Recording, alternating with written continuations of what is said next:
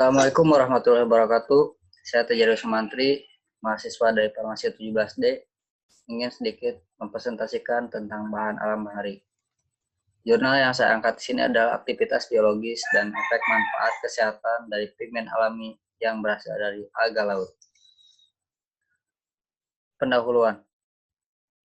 Lautan menutupi lebih dari 70% permukaan bumi, dengan spesies laut yang mencakup sekitar setengah dari total keanekaragaman hayati global. Karenanya, keanekaragaman organisme laut yang luas diakui sebagai sumber bahan fungsional yang terkaya, termasuk asam lemak tak jenuh ganda, polisakarida, pigmen alami, mineral esensial, vitamin, enzim, dan peptida bioaktif. Di antara organisme laut, ganggang laut masih diidentifikasi sebagai sumber daya tumbuhan yang kurang dieksploitasi, meskipun telah lama digunakan dan dalam makanan dan pengobatan tradisional di belahan bumi timur, istilah alga laut.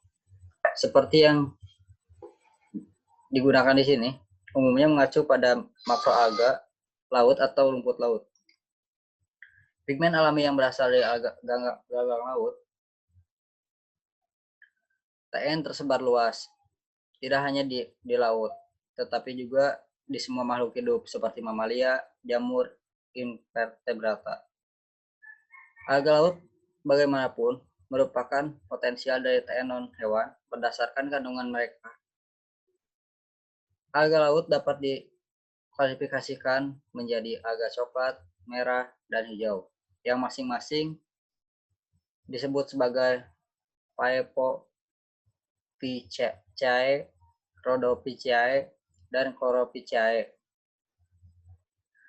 3 kelas dari NP yang ditemukan pada alga laut adalah chlorophyll, carotenoid, dan phycobiliprotein. Chlorophyll adalah NP laut lemak kehijauan yang mengandung cincin porfirin dan ditemukan di semua alga. Pertumbuhan tingkat tinggi dari Cyanobacteria. Secara struktural, chlorophyll menggantikan terafluoril dengan atom magnesium yang terikat secara terpusat. Tetrapyrrole porfirin selanjutnya diartikan menjadi alkohol diterpen, ketol, untuk membentuk klorofil. Carotenoid adalah polyena linear yang berfungsi sebagai pemanen energi cahaya dan antioksidan yang menaktifkan spesies oksigen reaktif atau ROS yang dibentuk oleh paparan cahaya dan udara. Carotenoid dianggap pigmen aksesori karena mereka menambah sifat pemanen cahaya panggang dengan meneruskan eksitasi cahaya ke klorofil. Carotenoid dapat diklasifikasikan menjadi 2 jenis. Karoten yang merupakan hidrokarbon tak jenuh dan katofil, dan yang menampilkan satu atau lebih gugus fungsi yang mengandung oksigen. NP lain yang ditemukan di alga laut adalah phycobiliprotein yang merupakan protein fluoresen yang larut dalam air. Phycobiliprotein digunakan sebagai aksesoris atau pigmen antena untuk pengumpulan cahaya fotosintetik yang menyerap energi di sebagian spektrum yang terlihat 450 sampai 620 nanometer. Phycobiliprotein adalah fotoreseptor utama fotosintesis di Cyanobacteria, alga merah, dan Cyphomodon. Dalam banyak alga, phycobiliprotein termasuk dalam struktur subseluler yang disebut phycobilisom, yang memungkinkan pigmen diatur secara geometris dengan cara yang membantu mengoptimalkan penangkapan cahaya dan transfer energi. Warna picobiliprotein muncul dari beberapa gugus fosfatik yang terikat dengan kovalen. Bilin yang merupakan tetrapolymerase linear yang diturunkan secara biosintetis dari heme melalui biliverdin. Ada 3 kategori utama picobiliprotein, yaitu phycocyanin, allopocyanin, dan picoertin. Dengan picoertin sebagai picobiliprotein yang paling melimpah ditemukan banyak di spesies alga merah. Ini adalah beberapa hasil analisa dari pigmen alami yang diturunkan alga laut dan potensi untuk kesehatan, manfaat di kesehatan tersebut.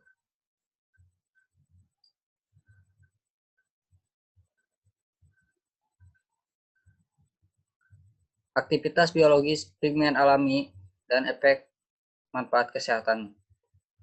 1. Aktivitas antioksidan. Antioksidan mungkin memiliki efek positif pada kesehatan manusia karena dapat melindungi tubuh manusia dari kerusakan oleh ROS yang menyerang makromolekul seperti membran lipid, protein, dan DNA. Menyebabkan banyak gangguan seperti kanker, diabetes, mellitus, penuaan, dan penyakit neurodegeneratif. Yang kedua, aktivitas anti kanker. Pembentukan sel kanker dalam tubuh dapat dipicu langsung oleh radikal bebas dan obat-obat anti kanker alami karena anti-proliferatif dapat popularitas positif dalam pengobatan kanker. Karenanya, senyawa pemulung radikal seperti NP dari alga laut dapat digunakan secara tidak langsung untuk mengurangi pembentukan kanker dalam manusia. NP yang diturunkan dari alga dikenal sebagai pemulung radikal bebas dan antioksidan penting untuk pencegahan kerusakan oksidatif yang merupakan kontributor penting dalam karsinogenis. Yang ketiga adalah ada aktivitas anti radang. Efek anti-inflamasi dari NP terutama didasarkan pada modulasi fungsi makrofag. Makrofag adalah penghuni sel imun dalam sistem imun bawaan yang berperan penting dalam pemeliharaan hemostatis. Dengan mengubah fungsi sesuai dengan jaringan, sebagai tempat tinggal sistem kekebalan, makrofag adalah sumber utama mediator proinflamasi termasuk nitrat oksida, prostaglandin E2, sitokin proinflamasi, interleukin, dan interleukin 1B.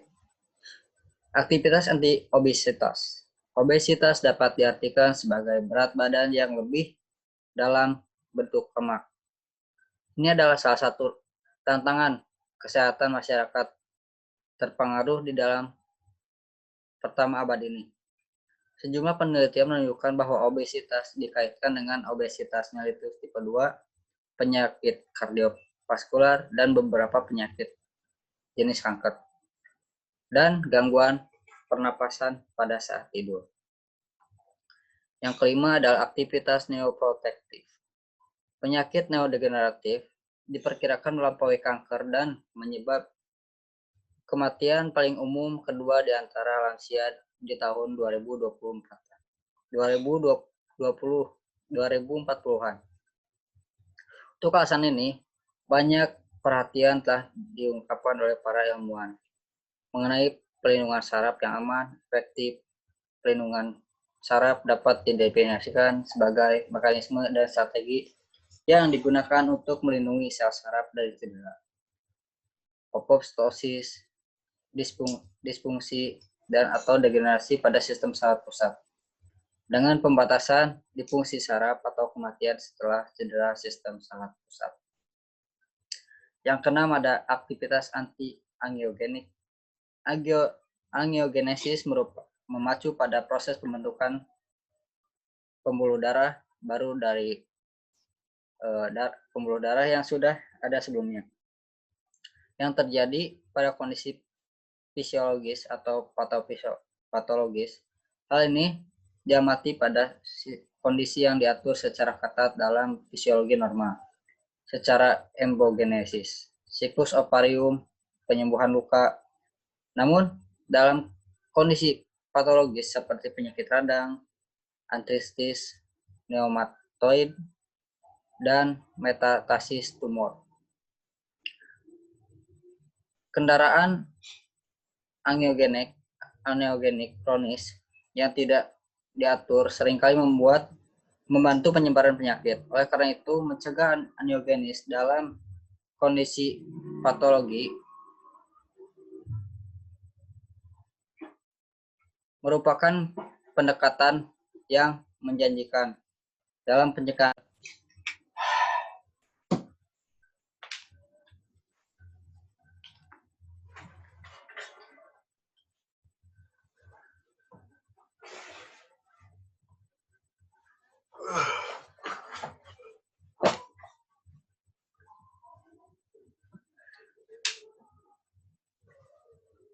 Oke, baik, kita lanjut. Yang nomor 7. Di sini ada aktivitas biologis lainnya. Baru saja melaporkan efek fukokatin pada osteopatogenesis. Diselidiki menggunakan sel dari garis sel makrofag RAU 2647 yang memiliki kapasitas untuk berdiferensiasi menjadi sel mirip octaclast. Karena distimulasi oleh aktivator reseptor NVJ ligan B, fukokatin secara signifikan menekan diferensiasi RAU 264,7. Pengobatan dengan 2,1 fukokatin untuk menginduksi apoptosis disertai dengan aktivitas caspase.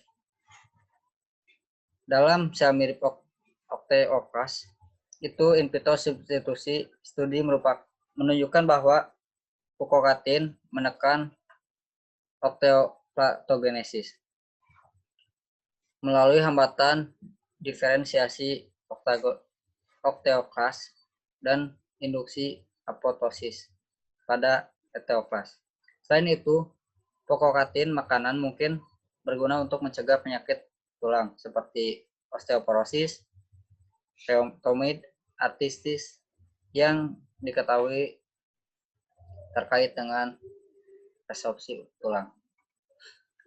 Baik, kesimpulan dari presentasi ini adalah TN merupakan senyawa bioaktif yang berharga dan dapat diperkenalkan untuk persiapan bahan fungsional baru dalam makanan, juga pendekatan baik secara pengobatan maupun pencegahan penyakit kronis. Belakangan ini konsumen banyak memperhatikan senyawa bioaktif alami sebagaimana fungsional dalam makanan. Oleh karena itu, dapat disarankan bahwa NP merupakan sumber alternatif bahan sintetis yang dapat memberikan kontribusi bagi kesejahteraan konsumen.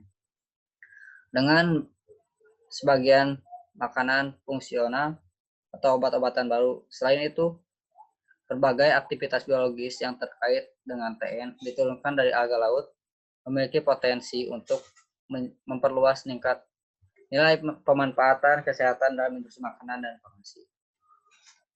Mungkin sekian presentasi dari saya. Kurang lebihnya saya mohon maaf. Assalamualaikum warahmatullahi wabarakatuh.